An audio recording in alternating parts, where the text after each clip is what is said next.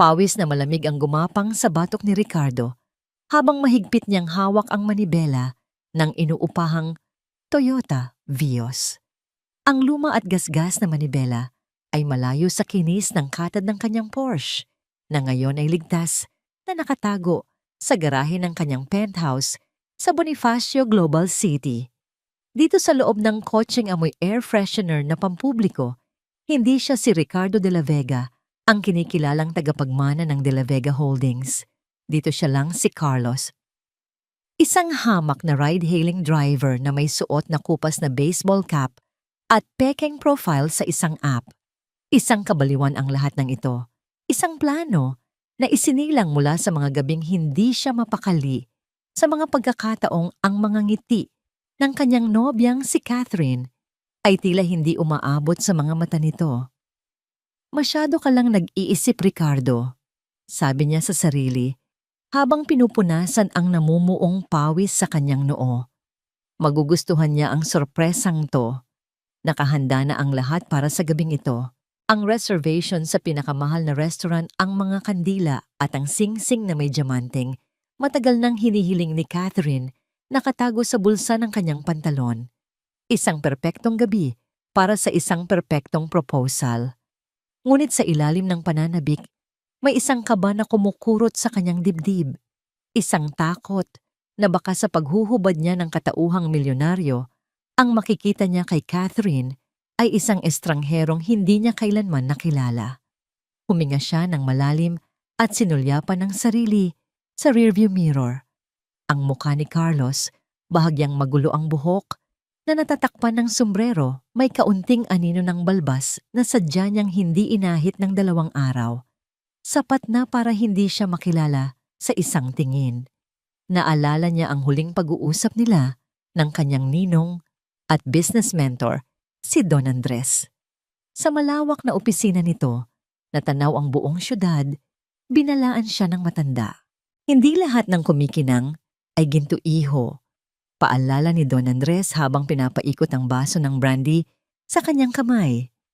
Kilalanin mong mabuti ang babaeng pakakasalan mo.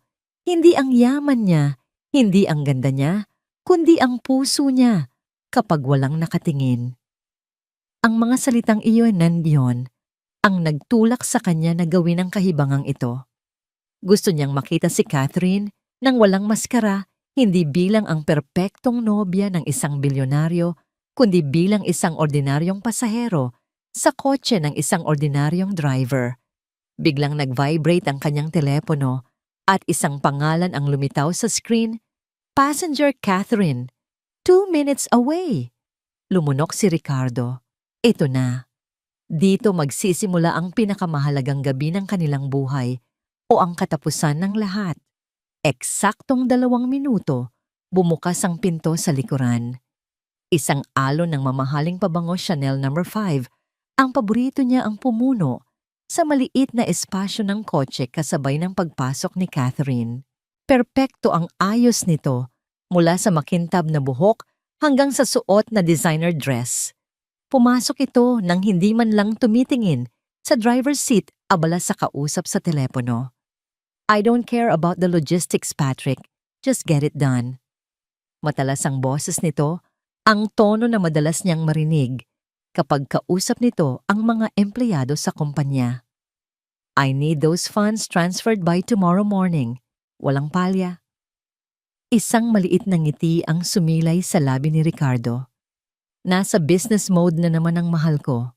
Naisip niya, hindi na siya makapaghintay na makita ang gulat sa mukha nito kapag inihayag niya ang kanyang sorpresa. Magandang gabi, ma'am. Saan po tayo? Tanong niya sinadyang gawing medyo magaspang at formal ang kanyang boses. Hindi pa rin tumingin si Catherine. Nag-type ito ng address sa kanyang telepono bago sumagot ng walang emosyon. Acacia Avenue 120 at pakibilisan may hinahabol akong dinner.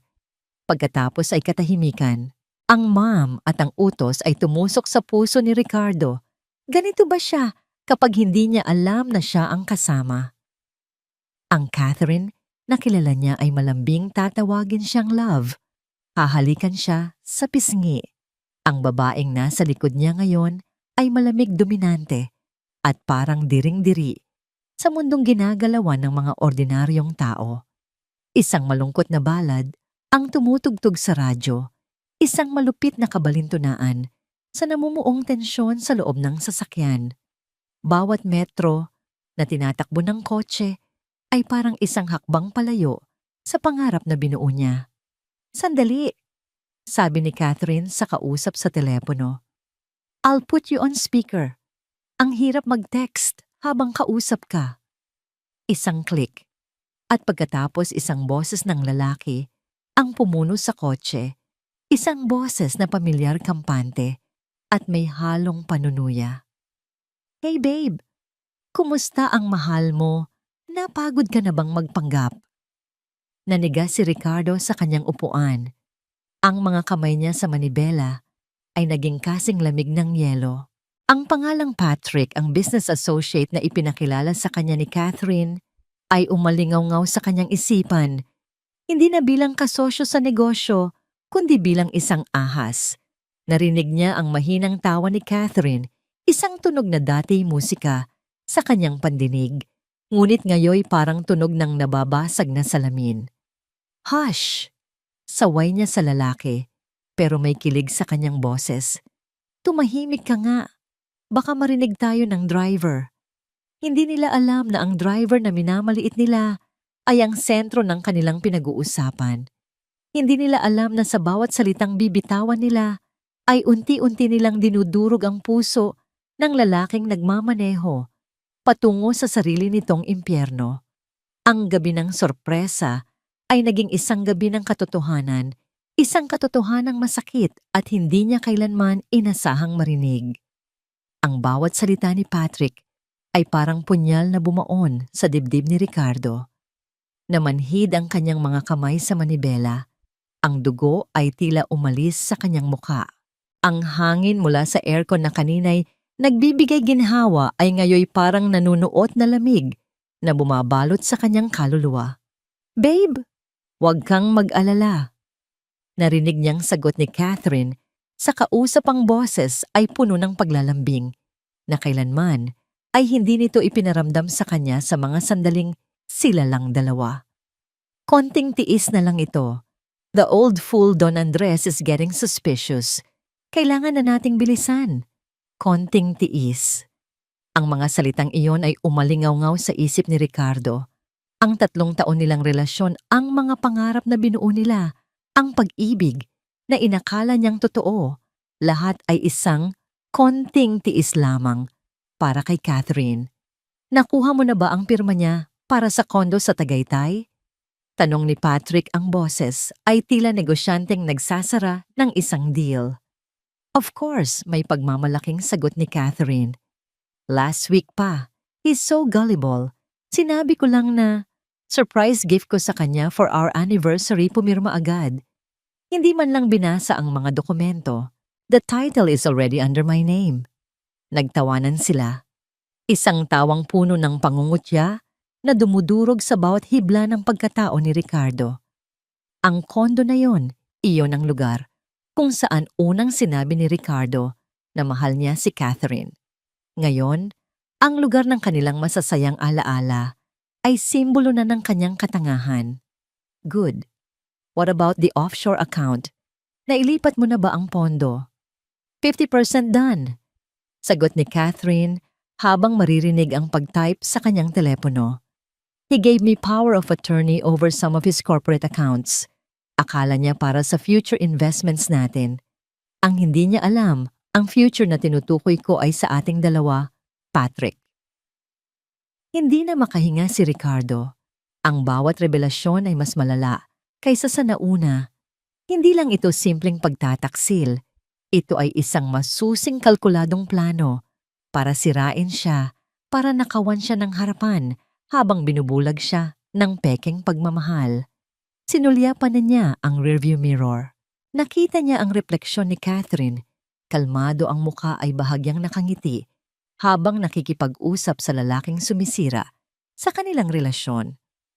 Nag-retouch pa ito ng kolorete sa labi na para bang ang pag-uusapan ng pagtataksil ay isang ordinaryong bagay lamang. "Bakit mo pa kasi pinapatagal?" May pagnanasang tanong ni Patrick. Iwanan mo na ang kawawang yon. Sumama ka na sa akin. Natahimik si Catherine saglit. Tumingin ito sa bintana, sa mga kumikikinang na ilaw ng syudad na kanilang dinadaanan. Nang muli itong magsalita, ang boses nito ay bumaba naging malupit at puno ng pagkasuklam. Si Ricardo isa siyang kawawang bata na naghahanap ng kalinga.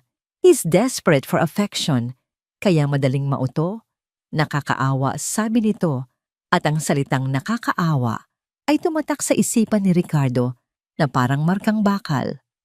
Pero si Patrick, ikaw ang tunay na lalaki. You know what you want and you take it. Hindi tulad niya na laging nagtatago sa anino ng kanyang yaman. Ito ang pinakamasakit sa lahat.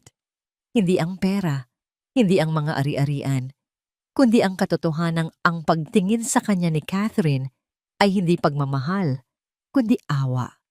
Ang kanyang pagiging mahina, ang kanyang pagiging bukas sa damdamin, ang mga bagay na akala niya'y nagustuhan nito sa kanya, ay iyon pala ang mga kasuklam-suklam sa paningin nito. Ang singsing sa kanyang bulsa ay tila naging isang mabigat na bato, isang paalala ng kanyang kabiguan. Ang gabi ng proposal ay naging gabi ng kanyang pagluluksa. Malapit na, bulong ni Catherine sa telepono. Kapag napirmahan na niya ang huling dokumento, tapos na ang laro, magiging atin na ang lahat. Biglang nagsalita ang boses mula sa GPS. You have arrived at your destination. Agad na ibinaba ni Catherine ang tawag. Okay, gotta go. See you later. Parang walang nangyari, kinuha niya ang kanyang pitaka. Kumuha siya ng ilang pirasong ₱100, kinusot ito at basta na lang inihagis sa front passenger seat. Keep the change.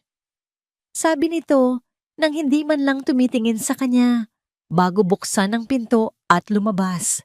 Ang tunog ng pagsara ng pinto ay parang isang putok ng baril sa nakakabinging katahimikan. Naiwan si Ricardo nakaupo, nakatitig sa kawalan.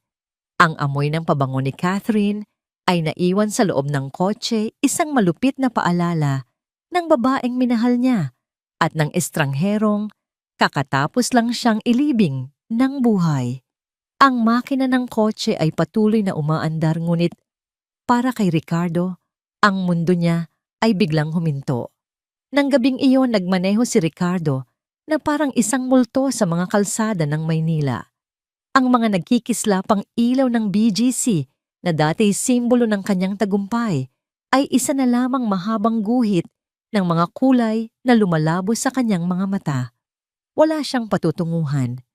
Ang tanging gusto niya ay lumayo-lumayo sa penthouse na puno ng kasinungalingan, lumayo sa pangalang Ricardo de la Vega na ngayoy katumbas ng katangahan.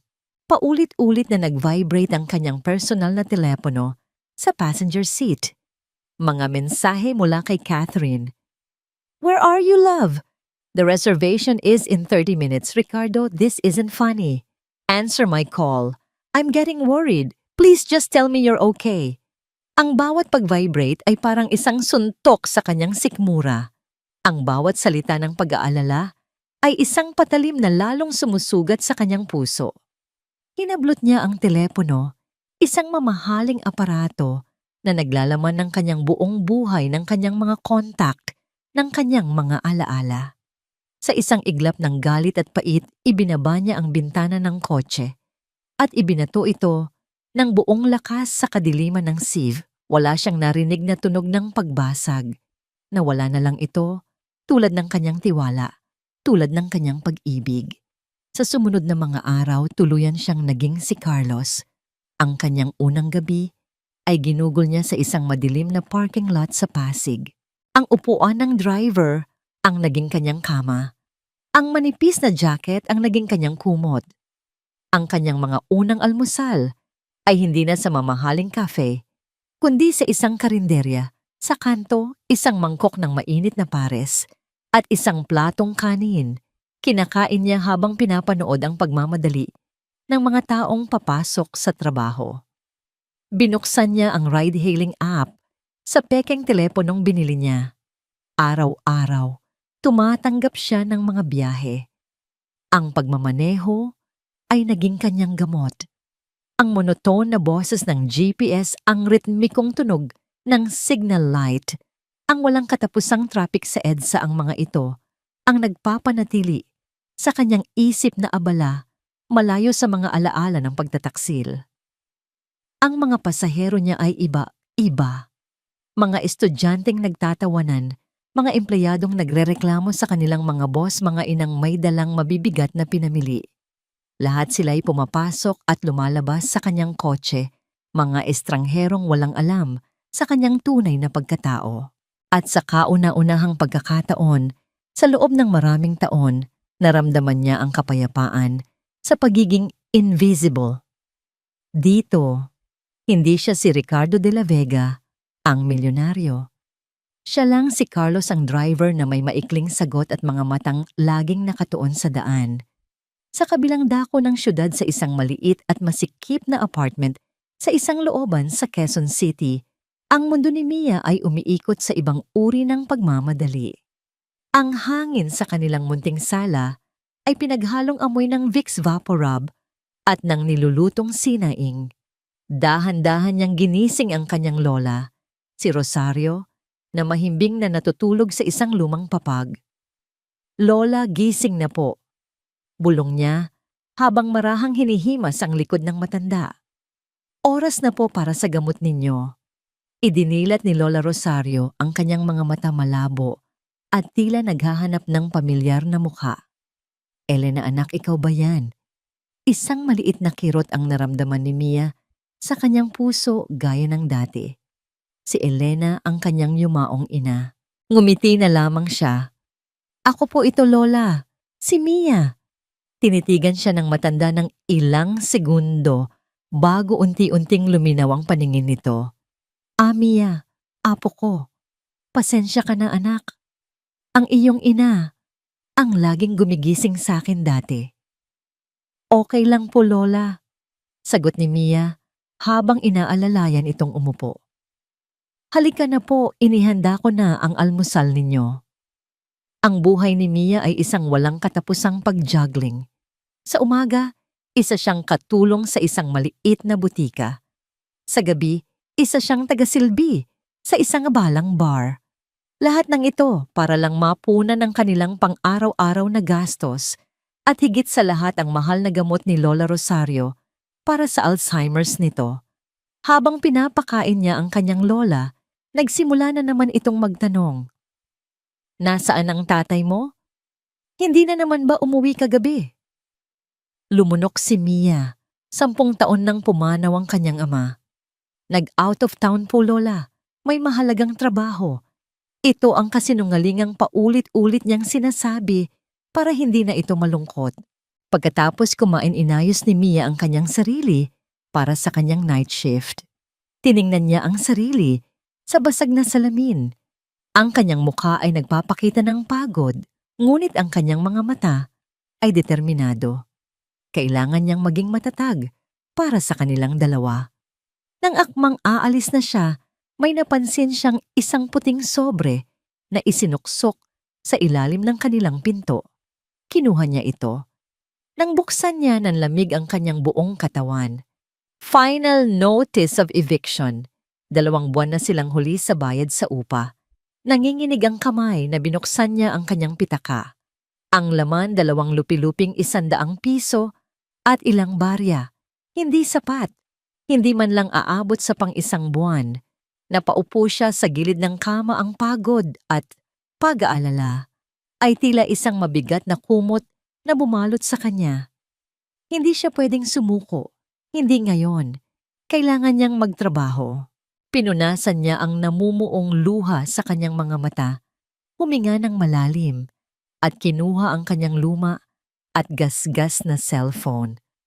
Binuksan niya ang ride-hailing app. Kailangan niya ng masasakyan papunta sa bar. Nag-type siya ng kanyang destinasyon. Searching for a driver. Ilang sandali pa, isang notification ang lumitaw sa kanyang screen, isang pangalan na magiging simula ng pagbabago sa kanyang buhay. Driver Carlos. Toyota Vios ABC 123, arriving in 3 minutes. 3 minuto. Iyon lang ang panahong ibinigay kay Mia para suklayin ang kanyang buhok, ayusin ang gusot sa kanyang uniforme at itago ang sobre ng eviction notice sa ilalim ng unan ni Lola Rosario. Bago siya lumabas, humalik muna siya sa noo ng natutulog na matanda. Babantayan po kayo ni Aling Nena Lola. Bulong niya. Babalik po ako agad. Paglabas niya sa masikip na eskinita, natanaw niya agad ang isang kulay pilak na Vios na naghihintay sa kanto. Huminga siya ng malalim pilit na iwinawaksi ang bigat ng kanyang mga problema at binuksan ang pinto sa likuran. Good evening po. Sa The Crossroads Bar po sa Timog. Sabi niya kasabay ng isang pagod na buntong hininga na hindi niya napigilang kumawala.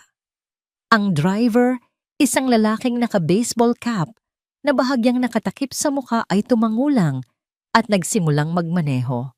Sa loob ng ilang minuto, tanging ang tunog lang ng radyo at ang ugong ng makina ang maririnig. Si Ricardo o Carlos ay nakatuon ang tingin sa daan, ngunit ang kanyang atensyon ay nasa babaeng nasa likod niya.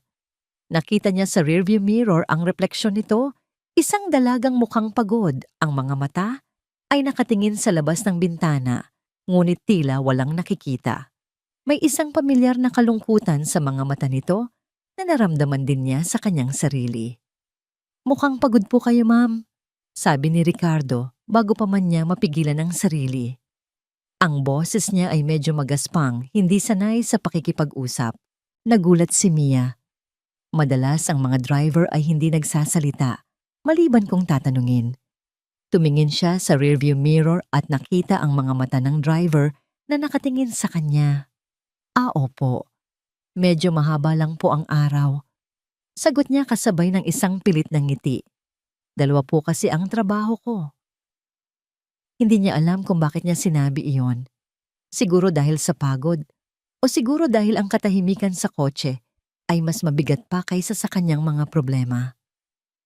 2 trabaho ulit ni Ricardo, ang interes ay napukaw. Mahirap yan. Kailangan po sabi ni Mia at bigla na lang, ang mga salita ay nagsimulang dumaloy mula sa kanya. May inaalagaan po kasi akong lola. May sakit po siya kaya kailangan ng panggamot. Ako na lang po ang kasama niya sa buhay. Walang pagrereklamo sa boses ni Mia, tanging isang simpleng paglalahad ng katotohanan. Humanga si Ricardo. Sa mundo kung saan ang lahat tulad ni Catherine ay nag-iisip lang sa sarili, narito ang isang babaeng isinasakripisyo, ang lahat para sa kanyang pamilya. Ang lola ko. Pagpapatuloy ni Mia na tila gumaan ang loob sa pagkakaroon ng mapagsasabihan may Alzheimer's po siya. Minsan nakakalimutan niya kung sino ako, pero may mga araw naman na naaalala niya lahat. Yung mga araw na yon, yun ang nagbibigay sa akin ng lakas. Natahimik si Ricardo. Naalala niya ang kanyang sariling lola na yunimao ilang taon na ang nakalipas. Siya ang nag-iisang tao sa kanyang pamilya na nagparamdam sa kanya ng tunay na pagmamahal, malayo sa usapan ng negosyo at mana. Sa unang pagkakataon, mula noong gabing iyon ng pagtataksil, naramdaman ni Ricardo ang isang bagay maliban sa sakit at galit. Naramdaman niya ang simpatiya. Nagsimulang umambon. Ang mga patak ng ulan ay marahang tumama sa windshield na lumikha ng isang payapang tunog. Pasensya na po kuya. Biglang sabi ni Mia na tila napagtanto na masyado na siyang maraming naikwento. Nagdrama pa po ako sa inyo. Okay lang. Mabilis na sagot ni Ricardo. Minsan kailangan din nating maglabas ng sama ng loob. Dumating sila sa The Crossroads Bar. Inabot ni Mia ang kanyang bayad. Nang akmang isusukli na ni Ricardo, pinigilan siya nito. Keep the change na po kuya, sabi ni Mia. Salamat po sa pakikinig. Bumaba si Mia at mabilis na pumasok sa bar. Naiwan si Ricardo, hawak ang sobrang 20 pesos. Isang maliit na halaga para sa kanya noon, ngunit ngayon, mula sa isang taong mas nangangailangan pa kaysa sa kanya ito, ay parang isang kayamanan. Sa sumunod na mga gabi, isang bagong gawain ang idinagdag ni Ricardo sa kanyang routine. Bandang 6:00 ng gabi, lagi siyang nag-aabang ng biyahe sa lugar malapit sa apartment ni Mia. Umaasa. Sa ikatlong gabi nagbunga ang kanyang paghihintay. Muling lumitaw ang pangalan ni Mia sa kanyang app. Nang pumasok si Mia sa kotse, agad siyang napangiti. Kuya Carlos, kayo na naman po. Ang liit nga naman ng mundo. Sa pagkakataong yon, dala ni Mia ang isang supot ng pandesal. Nag-almusal na po kayo? Tanong niya. Heto po, bagong luto pa. Inabutan niya si Ricardo ng isang mainit na pandesal. Nag-alinlangan si Ricardo saglit bago ito tinanggap.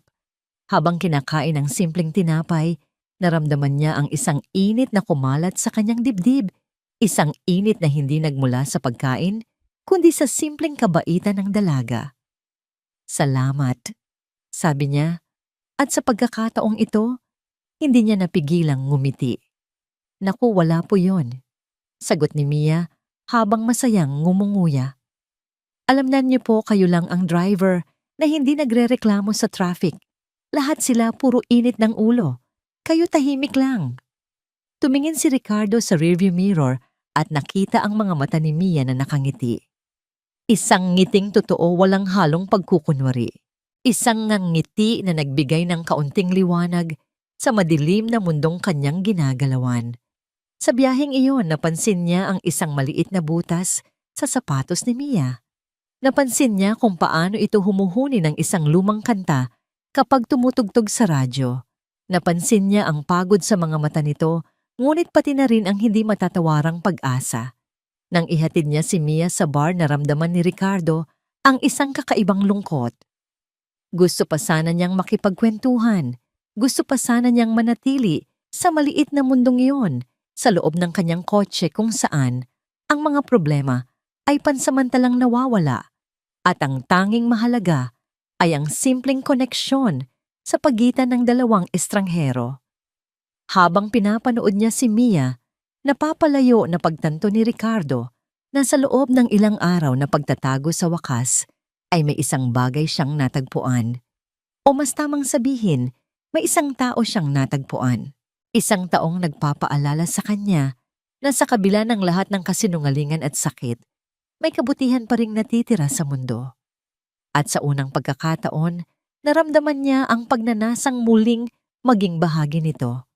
Ang penthouse ni Catherine ay malamig at tahimik, isang malawak na espasyo ng salamin at bakal na tanaw ang buong syudad. Ngunit ang karangyaan sa paligid niya ay hindi makapapawi sa lumalaking inis sa kanyang dibdib. Isang linggo ng parang bulang naglaho si Ricardo. Hindi ito sumasagot sa tawag sa text o sa email. Ang kanyang mga bank account ay hindi nagagalaw. Incompetent fools! Sigaw niya sa kanyang personal assistant sa telepono. How can a man as high profile as Ricardo de la Vega just vanish? Hanapin ninyo siya. Ibinagsak niya ang telepono sa mamahaling sofa. Naglakad siya patungo sa bintana, hawak ang isang kopita ng alak. Hindi ito pag-aalala para sa kaligtasan ni Ricardo. Ito ay takot. Takot na ang lahat ng kanyang pinaghirapan, ang kanyang masusing plano ay gumuho bago pa man niya makuha ang huling piraso ng kayamanan. May mali. At kailangan niyang malaman kung ano yon. Kinuha niya ang isang calling card mula sa kanyang drawer. Isang pribadong investigador na kilala sa pagiging marumi ngunit epektibo. Oras na para gamitin ang kanyang sariling pera para hanapin ang lalaking pag-aari na sana niya.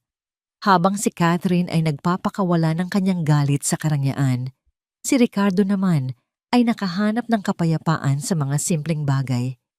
Ang mga gabi niya ay hindi na kompleto kapag hindi niya nasasakay si Mia.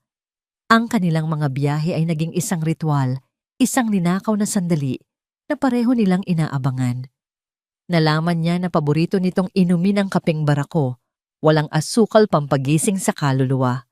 Sabi nito, isang umaga bago niya ito sunduin, dumaan siya sa isang maliit na tindahan at bumili ng isang termos na puno ng mainit na kape. Nang pumasok si Mia sa kotse agad na napansin ang amoy. Wow, ang bango, nagkakape po pala kayo, Kuya Carlos?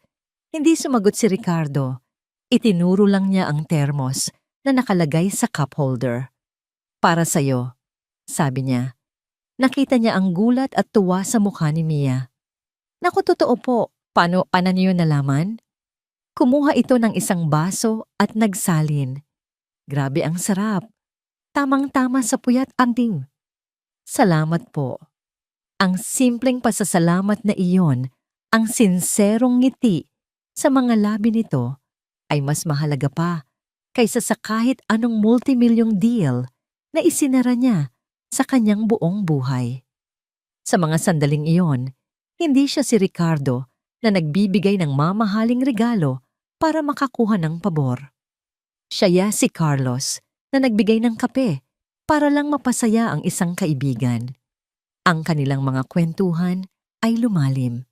Naikwento ni Mia ang tungkol sa good days ni Lola Rosario, kung saan naaalala nito ang mga lumang kanta at nagluluto sila ng paborito niyang adobo. Naikwento rin niya ang bad days kung saan hindi na siya nito nakikilala at tinatawag siyang estranghero sa sarili nilang bahay. Pero okay lang, sabi ni Mia habang nakatingin sa mga ilaw ng kalsada. Kahit sa mga panahong yon, alam kong andoon pa rin siya. Kailangan ko lang siyang hintayin na bumalik. Sa mga kwentong yon, nakita ni Ricardo ang isang uri ng katatagan na hindi niya kailanman nakita kay Catherine. Isang pag-ibig na walang kondisyon, isang pag-ibig na hindi sumusuko. At sa bawat araw, lalo siyang napapalapit kay Mia habang lalo niyang kinamumuhian ang babaeng minsan niyang tinawag na mahal. Isang gabing maulan at malakas ang hangin habang pauwi na sila, biglang umubo ang makina ng Vios. 2 beses, 3 beses. Bago tuluyang namatay sa gitna ng isang madilim na kalsada sa Cubao.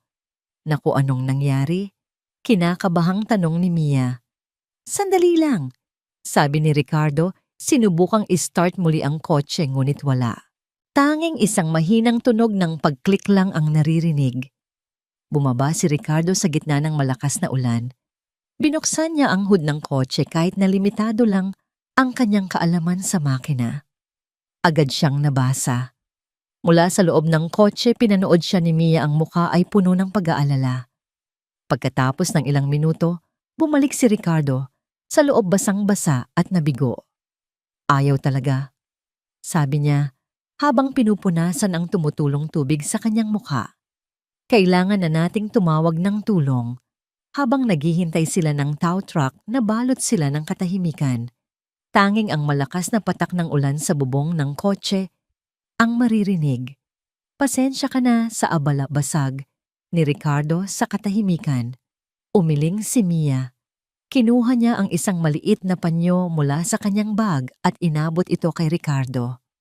Okay lang po. Hindi niyo naman kasalanan. Heto po, pamunas. Kinuha ni Ricardo ang panyo. Sa kanilang pag-abot, nagdikit ang kanilang mga kamay. Isang maikling sandali, ngunit para kay Ricardo, para itong isang kuryenteng dumaloy, isang init, isang tunay na koneksyon ng tao na matagal na niyang hindi naramdaman. Bahagya nilang binawi ang kanilang mga kamay, kapwa medyo nailang. Naku, basang-basa na po kayo. Sabi ni Mia, ang boses ay puno ng tunay na pag-aalala. Baka po kayo magkasakit niyan. Okay lang, sagot ni Ricardo, habang marahang pinupunasan ang kanyang buhok. Sanay ako sa hirap. Isang maliit na kasinungalingan, ngunit sa sandaling iyon ang katotohanan ng buhay ni Carlos. Ang paghihintay sa loob ng nasirang sasakyan habang ang ulan ay walang tigil na bumubuhos sa labas, ay lumikha ng isang munting mundo para sa kanilang dalawa. Naging mas malalim ang kanilang pag-uusap.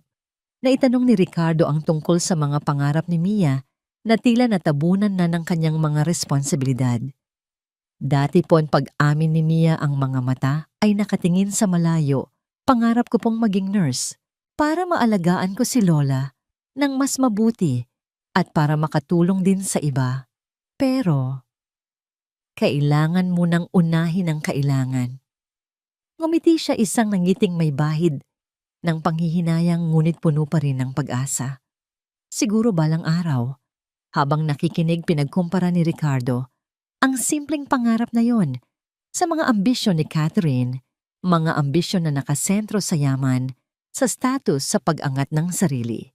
Ang pangarap ni Mia ay para sa iba. Ang pangarap ni Catherine ay para lang sa sarili nito. At sa sandaling iyon, mas naging malinaw sa kanya ang lahat. Ang mga kumikislap na ilaw ng paparating na tow truck ang bumasag sa kanilang munting mundo. Tila sila nagising mula sa isang panaginip. Bumalik sila sa realidad, isa siyang driver at siya ay kanyang pasahero. Nang dumating ang tow truck, iginiit ni Ricardo na siya na ang magbabayad para sa ibang masasakyan ni Mia pauwi. Naku, wag na po Kuya Carlos. Nakakahiya naman po. Ako na po. Pagpupumilit ni Mia. Hindi. Maring sabi ni Ricardo, sa unang pagkakataon ay lumabas ang awtoridad sa kanyang boses. Ako ang may kasalanan. Ako ang bahala. Sa'yo. Inabutan niya ng pera ang driver ng taxi na kanyang pinara. Ihatid niyo po siya ng ligtas. Walang nagawa si Mia kundi sumakay. Bago umandar ang taxi, tumingin siya pabalik kay Ricardo na nakatayo sa ilalim ng ulan. Nagtama ang kanilang mga mata. Isang tingin ng pasasalamat mula kay Mia at isang tingin ng isang bagay na mas malalim mula kay Ricardo. Lingid sa kanilang kaalaman, hindi lang ang tow truck ang nakasaksi sa kanilang sandali. Ilang metro ang layo sa loob ng isang madilim na kotse, isang lalaki ang nakaupo. Hawak niya ang isang camera na may long lens. Kanina pa niya sinusundan si Mia simula nang lumabas ito sa kanilang eskinita. Ito ang utos ng kliyente niya. Subaybayan ang babae. Ang target natin ay lalapit din sa kanya. At tama nga siya. Ang pagkasira ng kotse ay isang hindi inaasahang biyaya. Isang itim na Mercedes-Benz ang marahas na huminto sa tapat ng isang simpleng karinderya sa Project 4. Ang makintab at mamahaling sasakyan ay tila isang alien sa magulo at maalikabok na kalye. Bumukas ang pinto at mula rito ay lumabas si Catherine na para bang isang reyna na bumibisita sa tirahan ng mga alipin. Nakasuot ito ng isang puting-puting power suit. Ang kanyang mukha ay natatakpan ng malalaking itim na salamin at ang kanyang mga labi ay pininturahan ng kulay dugong pula. Sa kanyang kamay, hawak niya ang isang folder na naglalaman ng mga litrato at report mula sa investigador. So this is where he slums it. Bulong niya sa sarili. Ang boses ay puno ng pagkasuklam habang tinitingnan ang karinderya. How pathetic! Dahan-dahan siyang naglakad, ang tunog ng kanyang stiletto heels ay tila isang babala sa sementadong daan. Hindi pa siya papasok. Hihintayin niya ang perpektong tiyempo. Ang paghihiganti para sa kanya ay isang sining na kailangang isagawa ng may estilo at katumpakan. Sa loob ng karinderya, ang mundo ni Ricardo at Mia ay payapa. Ang hangin ay puno ng amoy ng nilulutong adobo at ng tawanan ng ibang mga kumakain. Pagkatapos ng insidente sa nasirang kotse, iginiit ni Ricardo na ilibre si Mia ng tanghalian bilang pasasalamat sa pag-unawa nito. Naku Kuya Carlos, sobra-sobra na po ito, sabi ni Mia habang nahihiyang nakatingin sa dalawang order ng tapsilog sa kanilang mesa. Hindi niyo po kailangang gawin to. Hayaan mo na, sagot ni Ricardo, isang tunay na ngiti ang nakapaskil sa kanyang mga labi. Utang ko to sa'yo. Kung hindi dahil sa panyo mo, baka nilagnat na ako. Nagtawanan sila. Sa sandaling iyon, nawala ang lahat ng bigat sa kanilang mga balikat. Walang eviction notice, walang masakit na pagtataksil. Tanging dalawang taong nagkakamabutihan sa ibabaw ng isang platong pagkain. Tinitingnan ni Ricardo kung paano kumain si Mia, simple, walang arte, at may tunay na gana. Ang bawat subo nito, ang bawat ngiti ay nagpapagaan sa kanyang puso. Nagsisimula na siyang maniwala na marahil posible palang magsimulang muli. Ngunit ang kapayapaan ay marupok. Biglang dumagundong ang katahimikan sa kanilang paligid. Ang mga nagtatawanan ay natahimik. Ang mga kutsara at tinidor ay huminto sa paggalaw. Naramdaman ni Ricardo ang pagbabago sa hangin bago pa man niya makita ang dahilan. Ang pagdampi ng mamahaling French perfume sa amoy ng piniritong isda. Dahan-dahan siyang lumingon. At doon nakatayo sa may pintuan ay si Catherine. Para siyang isang mangangaso na sa wakas ay natagpuan na ang kanyang biktima. Dahan-dahan nitong tinanggal ang kanyang salamin at ang mga mata nito, malamig matalim at puno ng galit, ay direktang tumama kay Ricardo bago dahan-dahang lumipat kay Mia. Naglakad ito, papalapit sa kanilang mesa. Ang bawat hakbang ay kalkulado. Huminto ito sa tabi nila, isang mapanuyang ngiti ang gumuhit sa mga labi nito. Well, sabi ni Catherine, ang boses ay kalmado, ngunit tila lason na kumakalat sa hangin. Ricardo, my love, dito ka lang pala nagtatago at mukhang may nahanap ka ng bagong libangan. Nanigas si Mia sa kanyang upuan, hindi maintindihan ang nangyayari. Ricardo, tanong niya tumingin kay Carlos na ngayon ay namumutla at hindi makapagsalita. Ngumisi si Catherine. Kinuha nito ang isang baso ng tubig mula sa kabilang mesa. Oh, patawarin mo ako. Masyado yata akong bastos. At sa isang mabilis na kilos, aksidente niyang ibinuhos ang laman ng baso sa kandungan ni Mia. Ay sigaw ni Mia na patayo sa gulat at sa lamig ng tubig. Oops, my apologies. Sabi ni Catherine, ang boses ay puno ng pekeng pag-aalala. Ang dulas naman ng kamay ko. Ano ba? Hindi napigilang sagot ni Mia habang pinupunasan ang kanyang basang uniforme. At iyon ang hinihintay ni Catherine. Ang reaksyon, agad na nagbago ang kanyang anyo. Mula sa pagiging kalmado, naging isa siyang halimaw. Abat sumasagot ka pa. Sigaw niya sapat na para marinig ng buong karinderya. Ang lahat ng mga mata ay nasa kanila na ngayon. Sino ka para sumagot sa akin, ha? Isang desperadang babae na kumakapit sa patalim, isang gold digger. Hinablot ni Catherine ang braso ni Mia. Hindi niyo ba alam kung sino ang kasama ng babaeng to? Sigaw niya sa mga usisero. Hindi yan hamak na driver. Siya si Ricardo de la Vega, ang fiancé ko. At ang babaeng to, itong basahan na to, ay isang ahas na sumisira sa aming relasyon. Ang bawat salita ay parang isang sampal kay Mia. Ang kanyang mukha ay namutla, ang kanyang mga mata ay nanlalaki sa gulat at pagkalito habang nakatingin kay Ricardo na nananatiling nakatayo, paralisado, hindi makapagsalita. Hindi pa tapos si Catherine. Sa isang marahas na kilos, hinablot nito ang mumurahing bag ni Mia na nakasabit sa upuan. Itinaob niya ito. Lahat ng laman ay kumalat sa maruming sahig. Isang lumang pitaka na may ilang lupi-luping pera. Isang lipstick na halos ubos na. Ang ID niya sa botika. At isang maliit na ka-frame na litrato. Ang nag-iisang larawan ni Lola Rosario noong kabataan nito. Tingnan ninyo, pangungutya ni Catherine. Ito ang kayamanan ng kalaguyo ng fiancé ko. Isang babaeng galing sa Divisoria na nagpapanggap na prinsesa. Yumuko si Mia nanginginig upang damputin ang larawan ng kanyang lola. Ngunit mas mabilis si Catherine. Itinaas nito ang kanyang paa. Ang matulis na takong ng kanyang stiletto ay direktang bumagsak sa maliit na frame. Crack!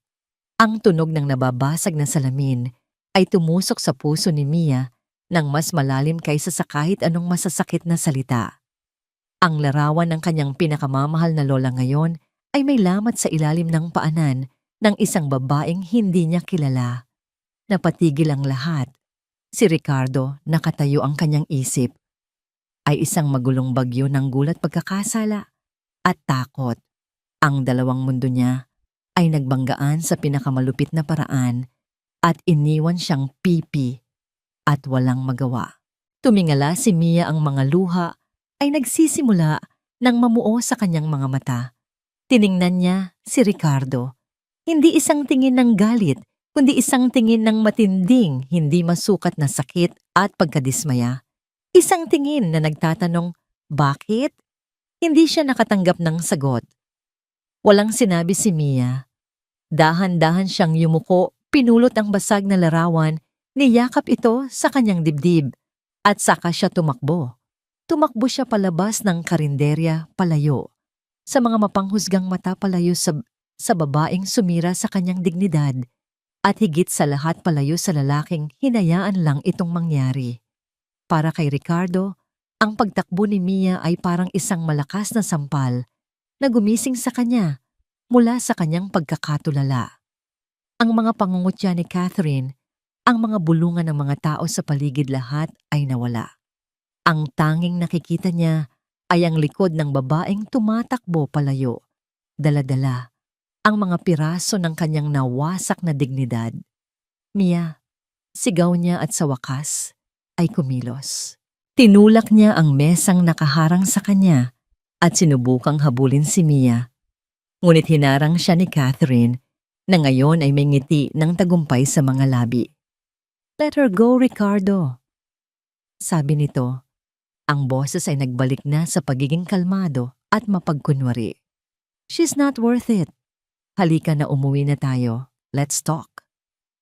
Hinawakan nito ang kanyang braso na para bang sila ay isang normal na mag-asawang nagkaroon lang ng maliit na hindi pagkakaunawaan. Sa isang marahas na kilos, iwinaksi ni Ricardo ang kamay ni Catherine. Tiningnan niya ito, at sa kauna-unahang pagkakataon, ang nakita ni Catherine sa mga mata ni Ricardo ay hindi pag-ibig o pagkalito, kundi purong pagkasuklam. "Don't touch me," mariin niyang sabi. Bawat salita ay may bigat ng granito. Hindi na niya ito pinansin pa at nagmamadaling lumabas ng karinderya. Pagdating niya sa labas, wala na si Mia. Tanging ang maalikabok na kalsada at ang mga nag-uusisang tingin ng mga taong kalye ang kanyang naabutan. Para siyang tangang umikot-ikot, sumisigaw ng pangalan ni Mia sa mga eskinita, ngunit walang sumasagot. Nilamon na siya ng syudad. Bumalik si Ricardo sa kanyang inuupahang kotse, hindi ang Mercedes ni Catherine. Habang nagmamaneho, ang kanyang isip ay isang malaking kaguluhan. Ang sakit na naramdaman niya noong gabing marinig niya ang pagtataksil ni Catherine ay bumalik. Ngunit ngayon ay may kasama itong bagong uri ng sakit, ang pagkakasala. Siya ang may gawa nito. Ang kanyang kasinungalingan, ang kanyang pagiging duwag, ang naglagay kay Mia sa sitwasyong yon. Hindi siya umuwi sa Bijipan, nagmaneho siya papunta sa tanging lugar na alam niya, ang looban sa Quezon City, kung saan nakatira si Mia.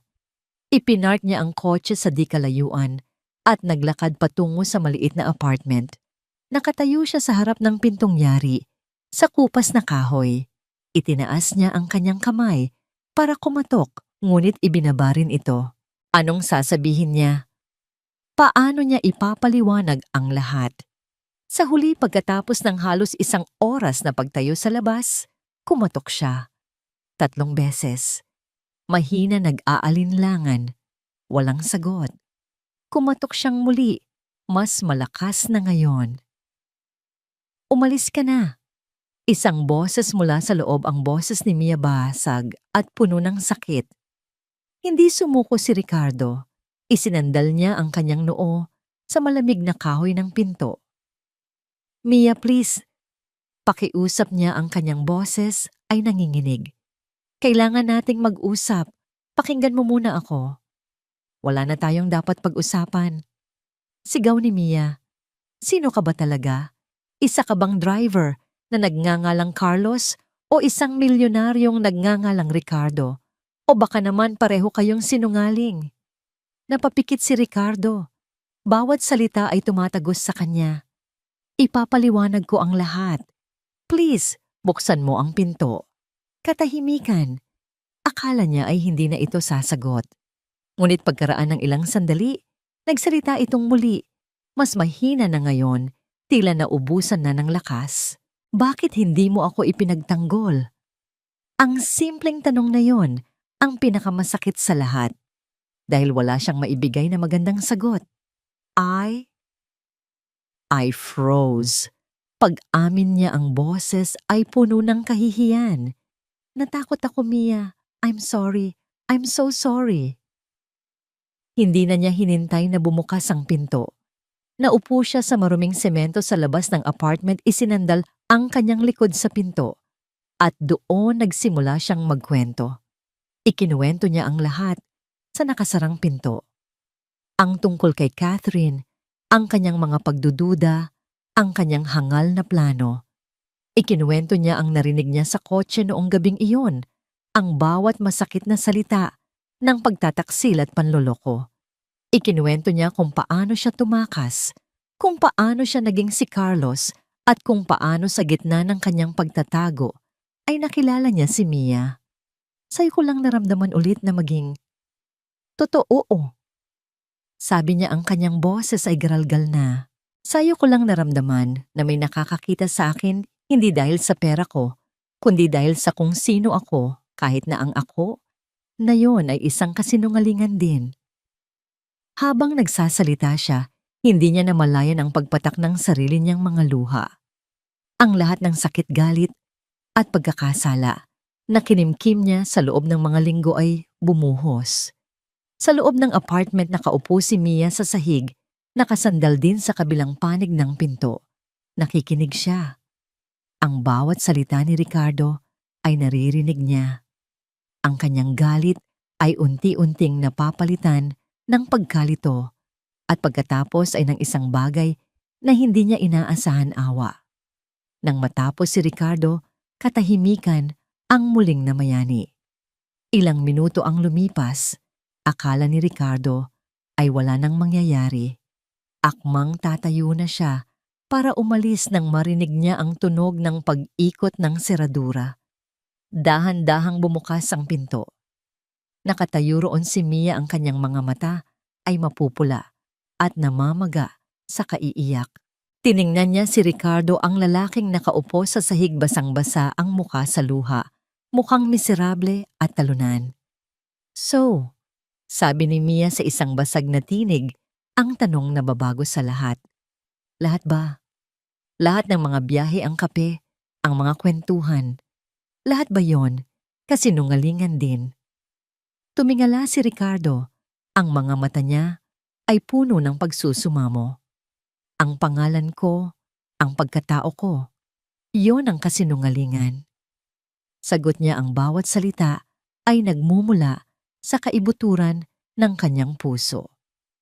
Pero ang naramdaman ko para sa iyo, Mia, yun ang nag-iisang bagay na totoo sa buhay ko sa mga nagdaang linggo. Tinitigan siya ni Mia. May pag-aalinlangan pa rin sa kanyang mga mata, isang malalim na sugat na hindi pa naghihilom. Huminga siya ng malalim at sa isang kilos na dumurog sa natitirang pag-asa ni Ricardo, dahan-dahan niyang isinara muli ang pinto. Clack! Ang tunog ng pagsara ng pinto ay mas malakas, mas pinala kaysa sa anumang sigaw. Isang malinaw na mensahe. Tapos na. Ang tunog ng pagsara ng pinto ay parang isang hatol kay Ricardo. Ngunit sa halip na tuluyang masiraan ng loob, isang bagong damdamin ang pumalit sa kanyang kalungkutan, determinasyon. Tapos na ang pagtatago. Tapos na ang pagiging si Carlos. Oras na para harapin ang lahat bilang si Ricardo de la Vega. Umalis siya sa looban ni Mia, ngunit hindi para sumuko. Dumiretso siya sa tanging taong mapagkakatiwalaan niya. Naabutan niya si Don Andres sa library nito, napapaligiran ng mga lumang libro at amoy ng tabako. Nang makita ng matanda ang itsura ni Ricardo, magulo ang buhok, gusot ang damit, at may bakas ng luha sa mga mata, agad nitong ibinaba ang kanyang binabasa. Ricardo, iho, anong nangyari sa'yo? Para kang binagyo. Nag-aalalang tanong ng matanda. Doon sa harap ng kanyang ninong ibinuhos ni Ricardo ang lahat. Mula sa plano niyang sorpresahin si Catherine hanggang sa iskandalo sa karinderya. Hindi siya nag-iwan ng kahit anong detalye kasama na ang kanyang mga pagkakamali at ang kanyang pagiging duwag. Tahimik na nakinig si Don Andres. Nang matapos si Ricardo, hindi ito nagalit o nanghusga. Tumayo ito nagsali ng 2 baso ng brandy at inabot ang isa kay Ricardo. Alam kong may mali sa babaeng yon, sabi ng matanda. Pero hindi ko inakalang ganito kalala. Huminga ito ng malalim. Ang tanong ngayon, iho, ay hindi kung bakit ito nangyari. Ang tanong ay ano ang gagawin mo ngayon. Tumingin si Ricardo sa kanyang ninong ang apoy, ay muling nag-aalab sa kanyang mga mata. Hindi na ako tatakbo, ninong. Lalaban ako. Pero hindi lang para sa sarili ko. Para din kay Mia. Kailangan kong itama ang mga mali ko. Sa sumunod na mga oras ang library ni Don Andres ay naging kanilang war room gamit ang impluensya at karanasan ng matanda at ang bagong found na tapang ni Ricardo. Nagsimula silang bumuo ng isang plano. Isang plano para ilantad si Catherine sa lahat ng kanyang kasinungalingan. Habang si Ricardo ay nagpaplano ng kanyang pagbabalik, si Mia naman ay hinarap ang resulta ng iskandalo. Kinabukasan naging sentro siya ng tsismis sa kanilang lugar. Ang mga kapitbahay na dati bumabati sa kanya ay ngayon nagbubulungan kapag dumadaan siya. Ayan na yung kirida ng milyonaryo, dinig niyang sabi ng isa. Akala mo Santa Malandi pala. Sabi naman ng isa pa. Mas masahol pa sinamantala ni Catherine ang sitwasyon. Gamit ang kanyang social media influence, nagpost ito ng isang mahabang madamdaming kwento. Pinalabas niya ang sarili bilang isang kawawang biktima, isang nobyang tapat na pinagtaksilan.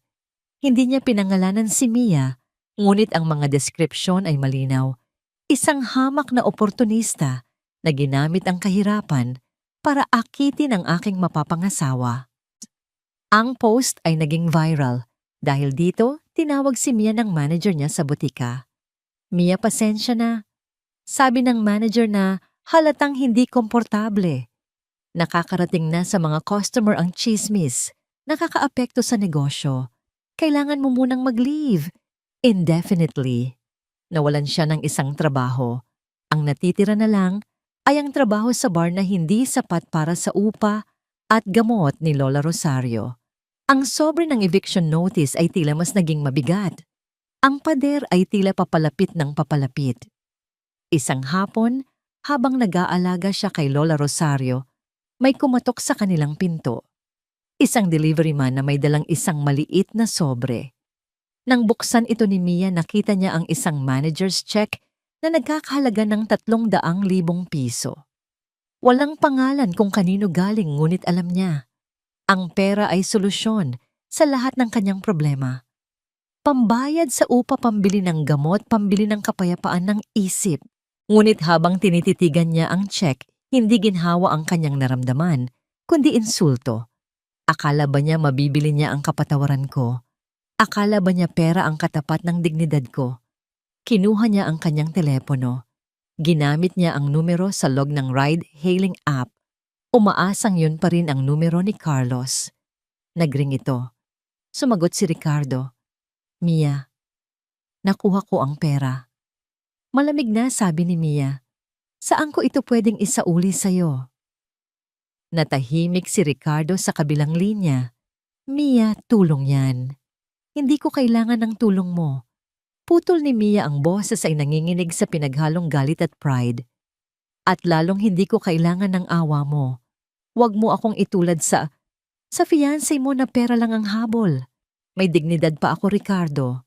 Bago pa man makasagot si Ricardo, ibinabana niya ang tawag. Ibinalik niya ang check sa sobre. Isusuli niya ito. Kahit na mga hulugan iyon na mas lalo silang maghihirap. Kinagabihan muling nakatanggap si Mia ng isa pang delivery. Ngunit sa pagkakataong ito, hindi ito pera. Isa itong makapal at eleganteng imbitasyon. You are cordially invited to the De La Vega Holdings Annual Charity Gala. Sa ilalim nito may isang sulat kamay na mensahe. Mia, I understand if you hate me, but please come. I won't ask for your forgiveness. I only ask that you come and see the truth for yourself. Ricardo. Hawak ni Mia ang imbitasyon. Ito na ang pagkakataon niyang isara ang kabanatang ito ng kanyang buhay. Isasauli niya ang pera. Haharapin niya si Ricardo sa huling pagkakataon. At pagkatapos ay aalis siya at hindi na muling lilingon pa. Hindi niya alam na sa pagpunta niya sa gabing iyon, hindi siya saksi lamang, kundi siya ang magiging sentro ng lahat. Ang katotohanang sinasabi ni Ricardo ay hindi lang tungkol kay Catherine, kundi tungkol din sa kanya. Ang grand ballroom ng isang 5-star hotel ay kumikinang sa ilaw ng mga dambuhalang chandelier. Ang hangin ay puno ng halimuyak ng mamahaling pabango at ng mahinang tunog ng isang string quartet. Ang mga pinakamayayamang tao sa Maynila ay narororoon nakasuot ng kanilang mga pinakamagagarang damit. Bawat isa ay may hawak na kopita ng champagne. Sa gitna ng lahat si Catherine ay parang isang bituin. Nakasuot ito ng isang napakagandang pulang gown na yumayakap sa kanyang perpektong katawan. Bawat ngiti, bawat tawa, bawat pakikipag-usap niya ay perpektong isinasagawa.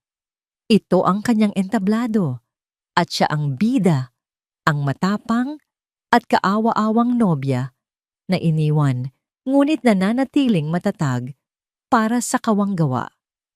Catherine, darling, you are so brave, sabi ng isang matronang sosyal, to still host this event after everything you've been through. The foundation needs me. Sagot ni Catherine, isang peking luha ang kumikislap sa gilid ng kanyang mata.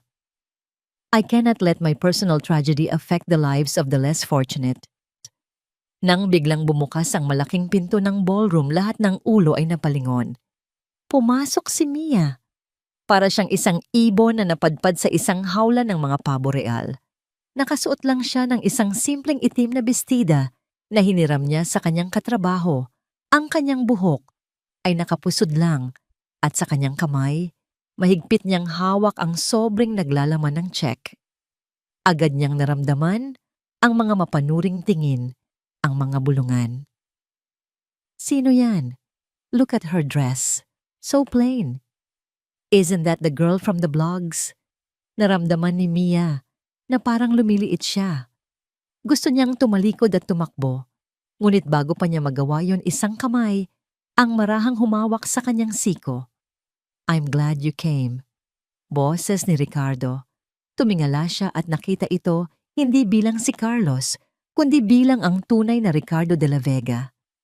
Nakasuot ng isang perpektong fit na itim na tuxedo, ang kanyang buhok ay maayos na nakasuklay at ang kanyang tindig ay nagpapakita ng kapangyarihan at kumpiyansa. Ngunit ang kanyang mga mata, nang tumingin ito sa kanya, ay puno ng parehong pagsusumamo at pasasalamat. Ibabalik ko lang to, sabi ni Mia. Iniabot ang sobre. Kinuha ito ni Ricardo ngunit hindi tiningnan. Later, sabi niya. For now, just watch. Bago pa man makaprotesta si Mia, iniwan na siya ni Ricardo at naglakad ito papunta sa entablado.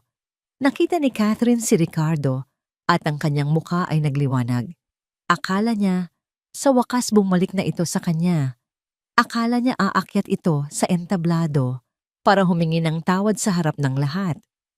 Naglakad siya papalapit sa entablado, handa nang tanggapin ang kanyang nagbabalik loob na nobyo. Kinuha ni Ricardo ang mikropono. Ang buong ballroom ay natahimik. Good evening, everyone. Simula niya ang kanyang boses ay malakas at malinaw, umaalingaw-ngaw sa buong silid. Thank you for coming to support the De La Vega Foundation. Tonight we talk about charity, about giving.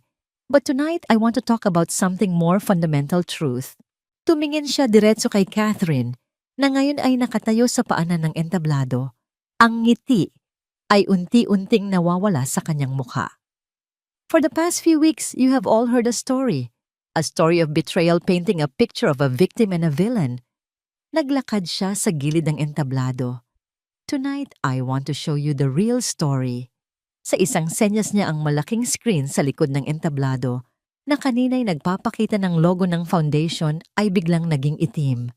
Pagkatapos isang tunog ang pumuno, sa ballroom isang tunog na pamilyar kay Ricardo, isang tunog na nagpabago sa kanyang buhay.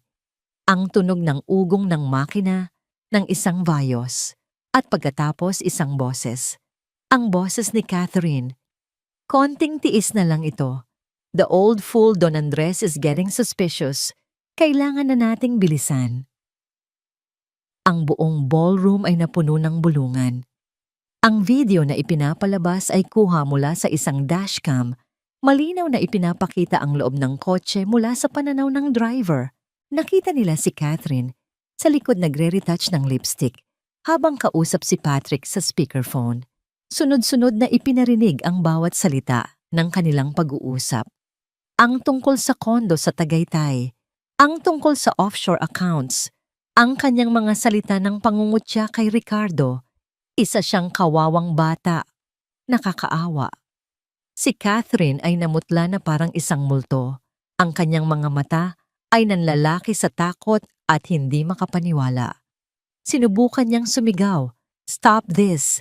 This is fake, it's fabricated." Ngunit ang kanyang boses ay nalunod sa nagkakagulong mga bulungan ng mga manonood. Ang mga security guard na inatasan na ni Don Andres ay marahang pumalibot sa kanya, pinipigilan siyang makaakyat sa entablado. Ang huling bahagi ng recording ay ang pinakamatindi. Nang ihagis niya ang pera sa upuan at sinabing, "Keep the change." Nang matapos ang video, ang katahimikan sa ballroom ay nakakabingi. Ang lahat ng mga mata na kanina'y puno ng awa para kay Catherine ay ngayoy puno na ng pagkasuklam. Ang reyna ay nahubaran sa harap ng kanyang mga nasasakupan.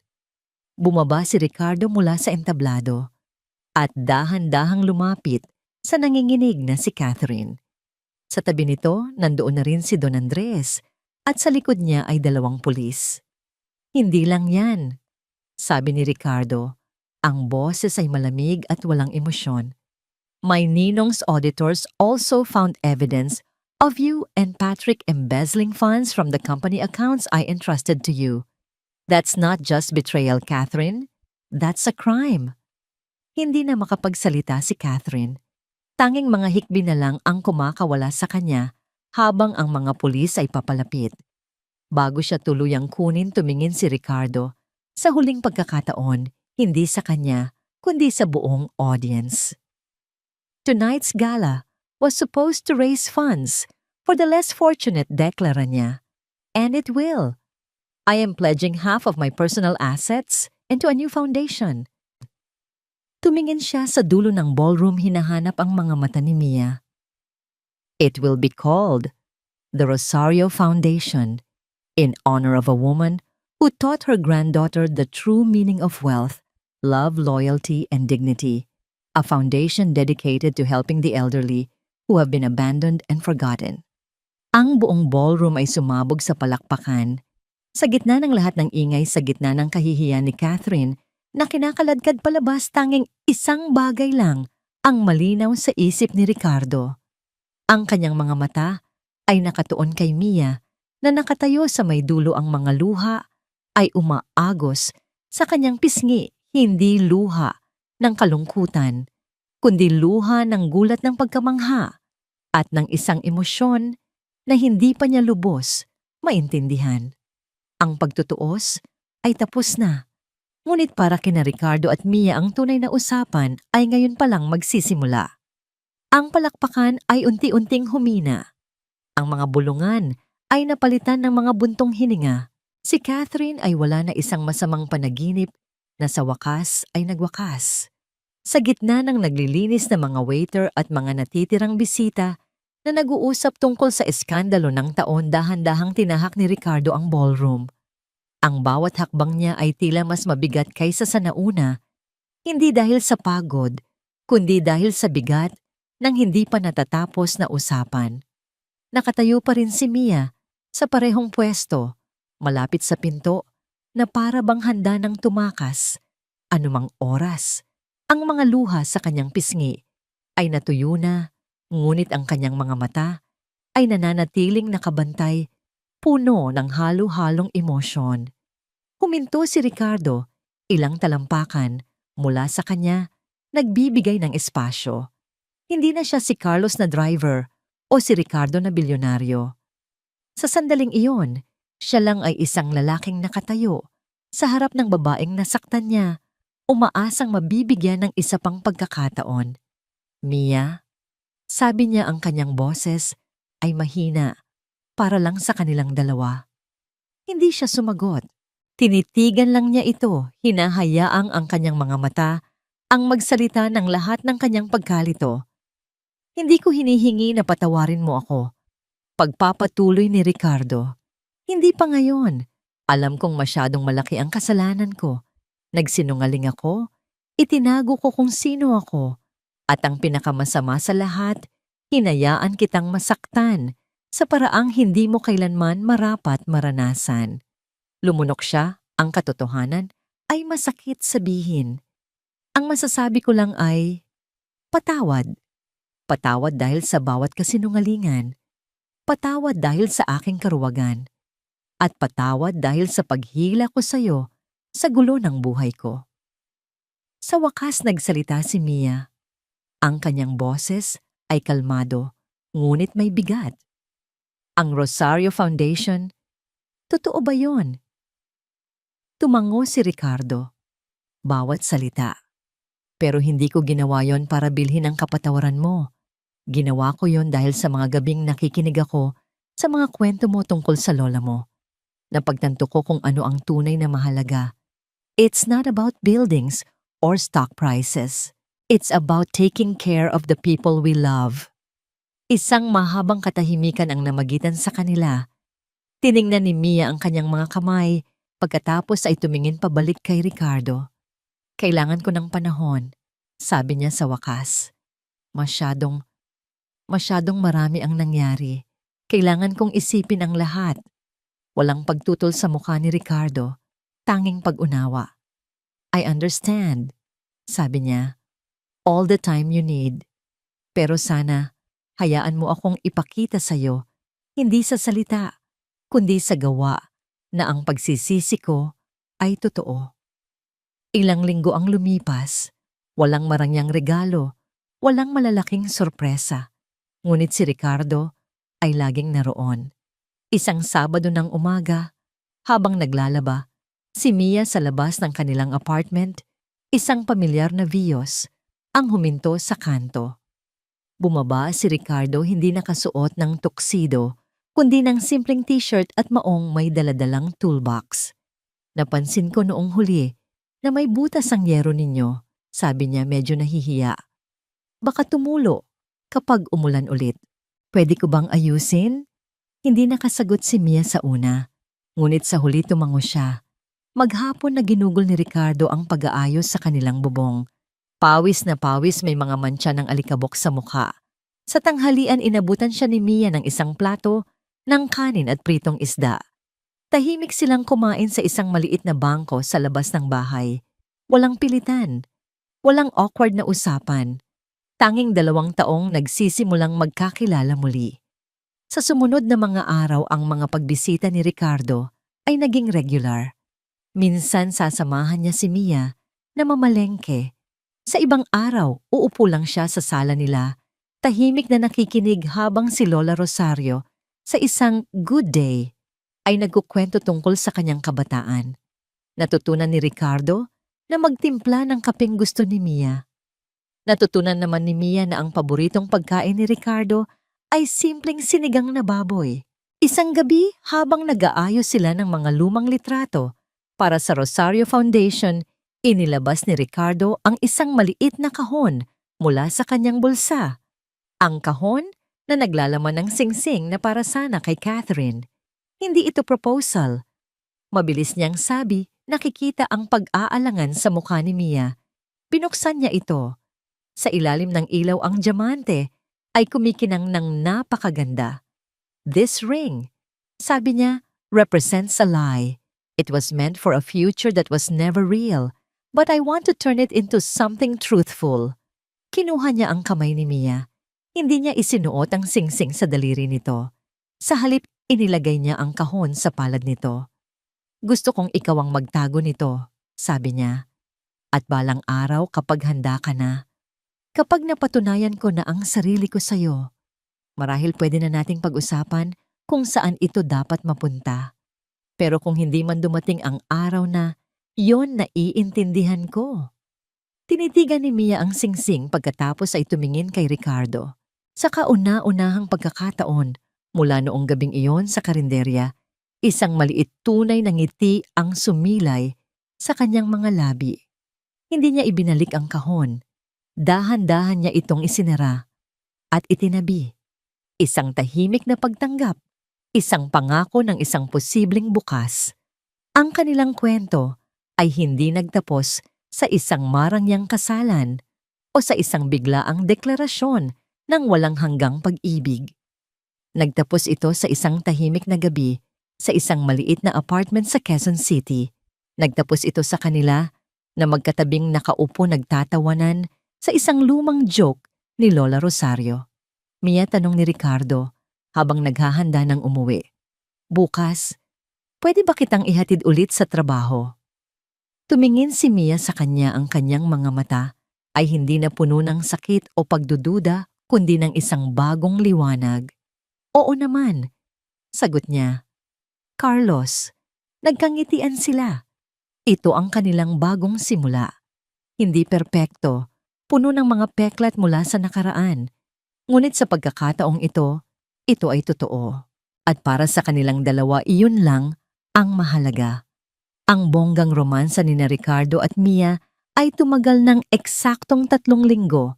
3 linggo ng mga ninakaw na sandali, pag-aayos ng bubong, tahimik na pagkain ng pandesal sa umaga, at pakikinig sa mga kwento ni Lola Rosario.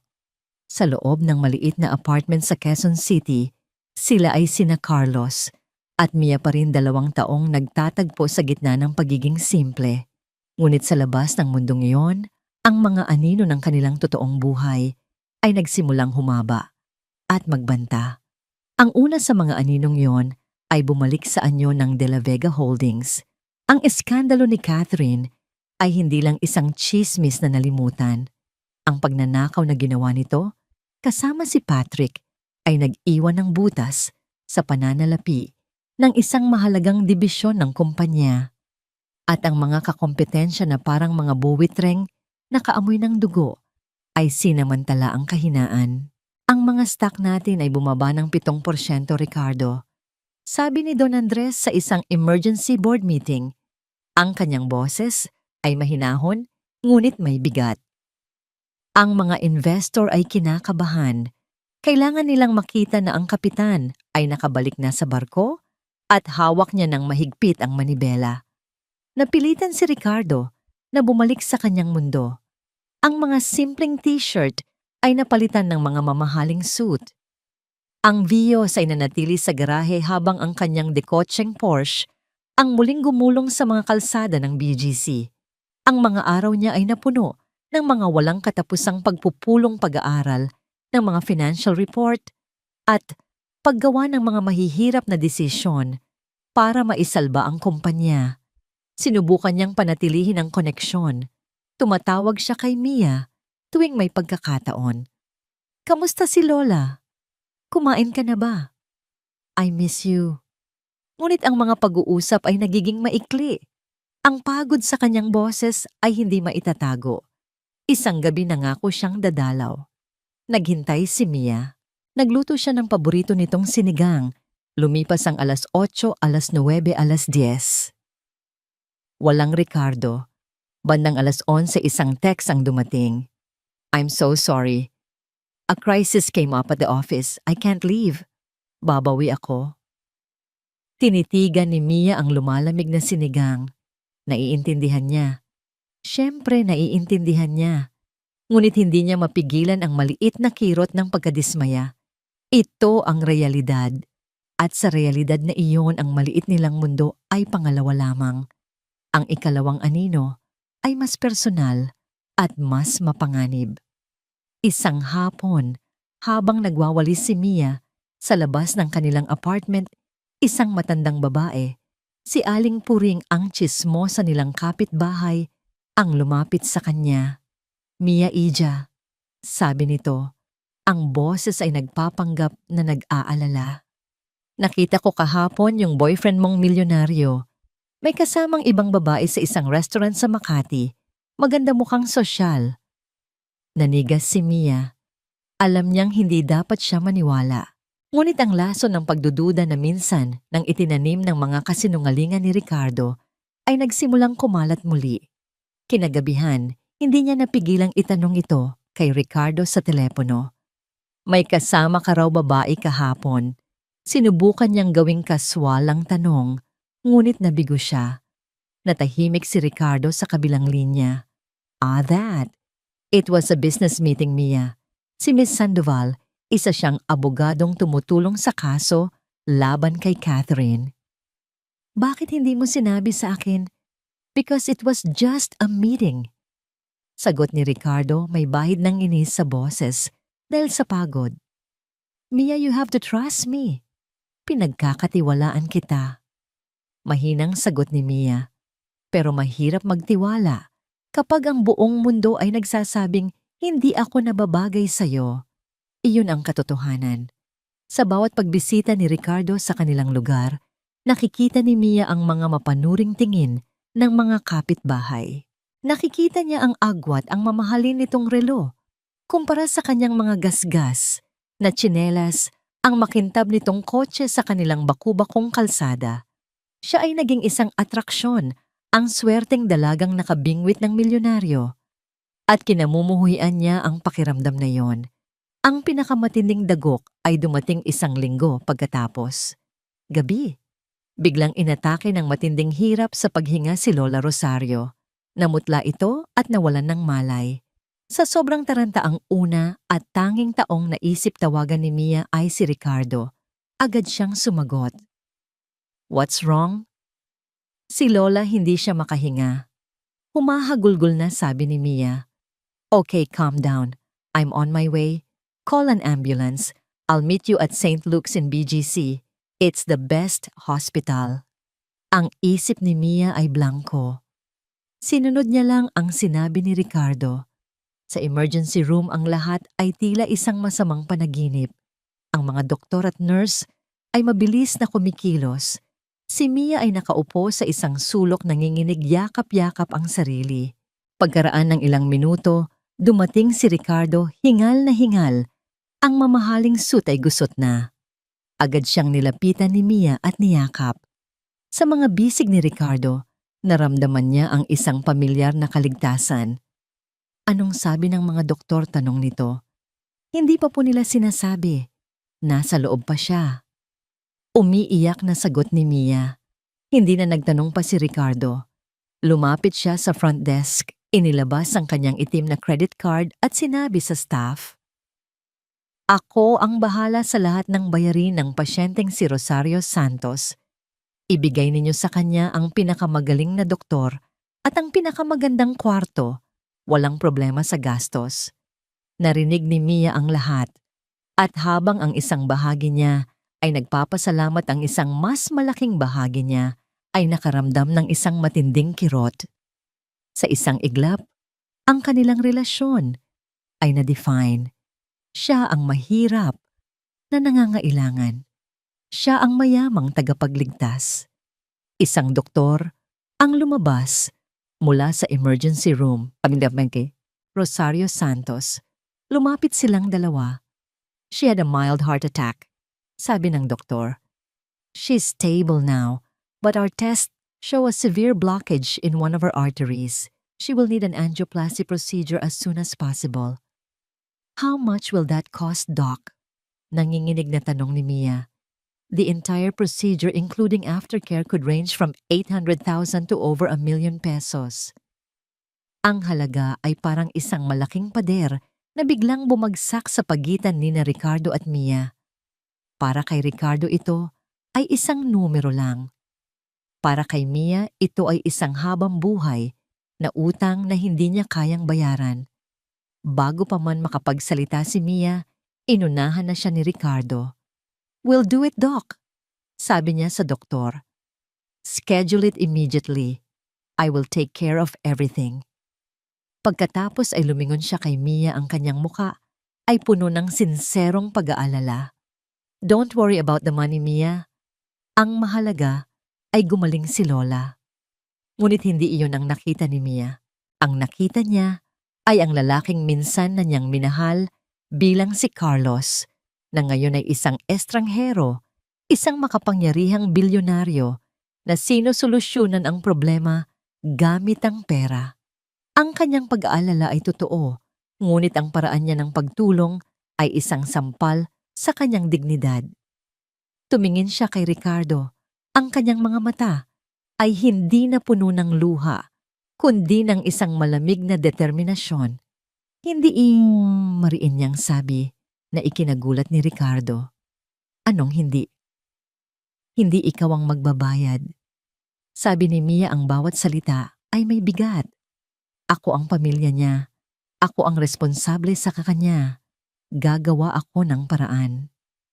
Ang mga salita ni Mia ay bumitin sa malamig na hangin ng pasilyo ng ospital. "Gagawa ako ng paraan." Tiningnan siya ni Ricardo na para bang nagsasalita ito ng ibang lengguwahe. "Mia, this is not the time for pride." Sabi niya, sinubukang kontrolin ang kanyang pagkadismaya. "This is about your Lola's life. We need to act fast." "At sa tingin mo, hindi ko alam yon." Sagot ni Mia, ang kanyang boses ay tumaas ng bahagya. Ang mga taong dumadaan ay napapatingin sa kanila. "Buhay ko ang nakataya sa bawat paghinga niya, Ricardo. Pero hindi ibig sabihin noon ay ipagbibili ko ang dignidad ko para lang doon." "Dignidad? Anong kinalaman ng dignidad dito?" Gulat na tanong ni Ricardo. "I am offering help. I love you. And I love Lola Rosario. Helping you is the most natural thing for me to do." "Hindi," sigaw ni Mia, at sa pagkakataong ito, may mga luha na ng galit sa kanyang mga mata. Hindi ito pagtulong, Ricardo. Ito ay pagkontrol. Ito ay pagpapakita na dahil may pera ka, kaya mong solusyonan ang lahat. Paano naman ako?